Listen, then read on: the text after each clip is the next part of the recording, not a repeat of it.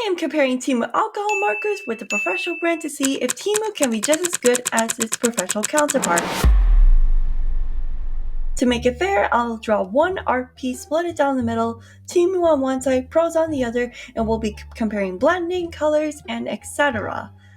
But before I got into the drawing, I swatched both colors to get an idea because I knew that the caps of the color are not accurate. So, what am I drawing? I am drawing Sonic and Shadow from the Sonic the Hedgehog 3 movie, so if you haven't seen it, sorry for the spoiler.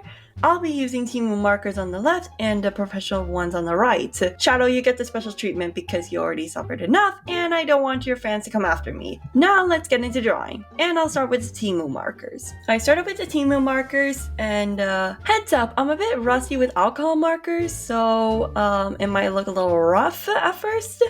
Just so you know, but we're in the relearning arc. Progress is not perfection, right? Yeah, I should have colored from light to dark instead of dark to light, but you know what? It's done, it's done. I'll do that for the shadow one next time. And I messed up here, so I just gotta clean it off.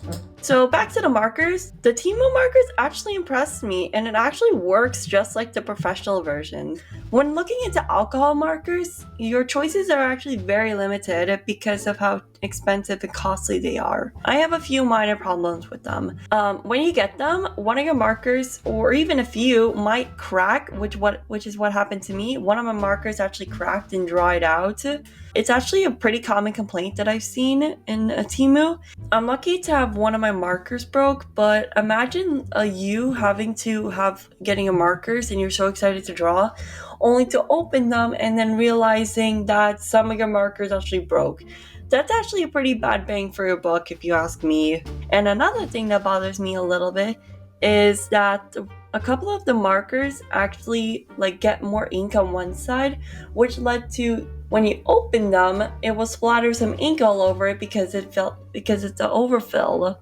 And I actually got some all over my swatch chart while I was swatching my markers. While I was making this piece, I opened up the colors blender and I could feel the cold ink running all over my hand. It likely has something to do with the markers being placed vertically instead of horizontally, so I just kept that in mind and just placed it horizontally so the ink can be distributed into both sides rather than one side. But that's the biggest critique, but the other ones are pretty minor, so if you care about your hands being clean, or if you're worried about your art piece getting ruined, I would take extra precaution, or just place it horizontally. But if you're looking to alcohol markers while being on a budget, then Temu is for you. Alright, now to the professional brand.